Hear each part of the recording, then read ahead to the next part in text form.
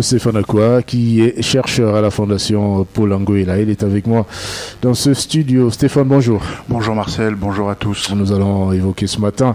le CNC, c'est le Conseil national de la communication, qui a donc un nouveau président en la personne de Chebokin Kalaboupse. C'est un ancien journaliste de la CRTV qui a officiellement pris ses fonctions hier, et lors de sa première déclaration,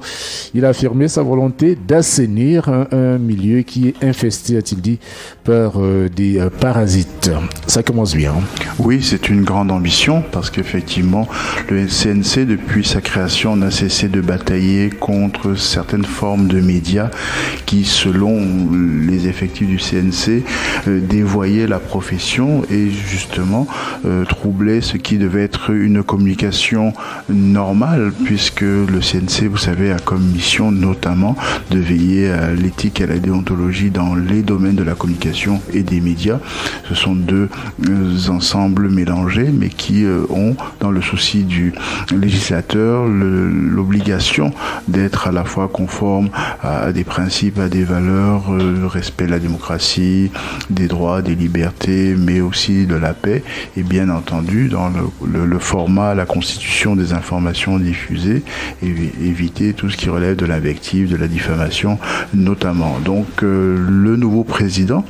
ancien de la CRTV comme l'ancien président, reprend ce flambeau. C'est honorable parce qu'effectivement, en ces temps particulièrement troublés et parce que nous avons besoin d'une information de qualité, il faut éviter que les auditeurs, les téléspectateurs aient une vision polluée de l'activité des gouvernants, mais aussi des opposants, mais aussi dans différents domaines, notamment l'information à caractère économique, qu'ils soient bien informés, que les contenus soient consistants, que le respect des normes généralement apprises dans les écoles continue à être pratiqué par les uns et les autres, et bien évidemment éviter que ces médias, par leur puissance et les relations qu'entretiennent les patrons de presse avec certains effectifs dans d'autres sphères que l'information, que ces relations ne soient pas ce qui est essentiel dans la communication, mais simplement un aléa, parce qu'il faut bien des actionnaires pour travailler. Mais aussi, évidemment, au-delà de ces bonnes intentions, au-delà de cette affirmation, il faudra savoir comment le CNC va travailler, parce qu'il y a beaucoup de questions sur sa position dans le système, juge, arbitre, conseil. On ne sait plus vraiment qu'est-ce que le CNC aujourd'hui. Vous avez parlé d'intentions qui sont plutôt nobles et saluées par tous ceux qui observent l'environnement de la presse ce matin. Maintenant, il faudra passer à l'action, et ce ne sera pas facile. Kalaboupse qui indique notamment qu'il ne veut pas de charlatans dans une profession noble. Comment va-t-il procéder ? Voilà, il faudrait d'abord définir ce qui est du charlatanisme. Est-ce que c'est le fait de ne pas avoir de diplôme relatif à l'exercice de cette profession, sachant qu'il y a plusieurs manières de devenir journaliste notamment, sachant aussi que la qualité de l'offre en formation pour ces métiers est très faible au Cameroun, et au contraire de ce que l'on pourrait espérer si on veut justement une information de qualité diffusée, distribuée, parce que travaillée par des professionnels aguerris. Il faudrait aussi se préoccuper de savoir si finalement l'ouverture de la profession, en tout cas de l'exercice de la profession, à des apprentis qui passent par des écoles dont on ne sait pas toujours comment elles ont obtenu le droit de professer, et par ailleurs aussi si elles sont régulièrement contrôlées, est-ce qu'il aura lui la qualité et dans ses missions la possibilité d'exercer ce contrôle, ces vérifications? Est-ce qu'il faudra, comme dans d'autres professions, que les journalistes rentrent dans une corporation avec un réexamen de leurs aptitudes et de leurs qualifications? Est-ce que cela ne réduit la presse qu'aux journalistes, étant donné qu'il y a aussi des animateurs, qu'il y a aussi ceux qui produisent, il y a aussi ceux qui donnent de l'information, les observateurs, les lanceurs d'alerte notamment, qui doivent également faire leur job, leur part de mission dans ce grand ensemble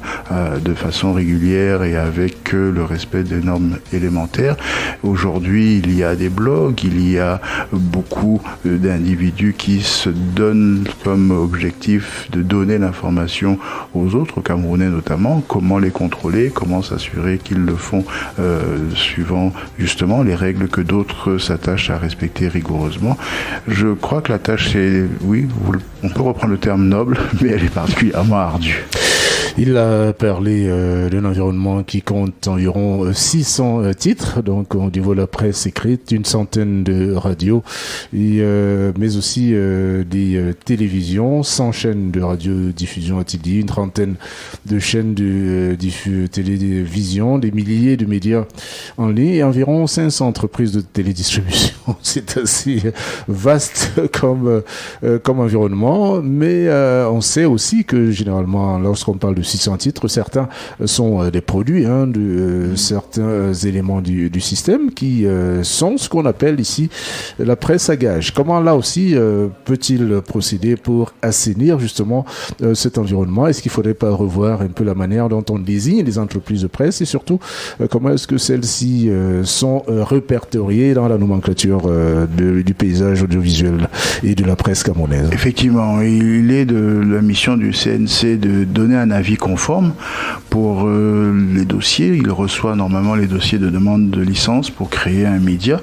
et c'est le CNC qui examine ce dossier, qui émet un avis et qui, à partir de cet avis, peut savoir que l'organisation existe, que l'entreprise existe et donc commencer à la suivre. Je ne sais pas si la procédure est rigoureusement respectée parce qu'effectivement, il y a en amont cette vérification préalable par le CNC, donc déjà au moins un certain nombre de conformités qui peuvent être ainsi établies. Pour la carte de presse également, sachant que beaucoup de journalistes exercent ici au Cameroun sans carte de presse, mais je crois qu'au préalable, effectivement, dans sa mission d'information, de consultation par le Premier ministre et d'information du Premier ministre sur la réalité du système médiatique, le CNC devrait renforcer ses activités et être beaucoup plus concerné et pas seulement arriver dans la dispute quand il y a dispute, justement parce que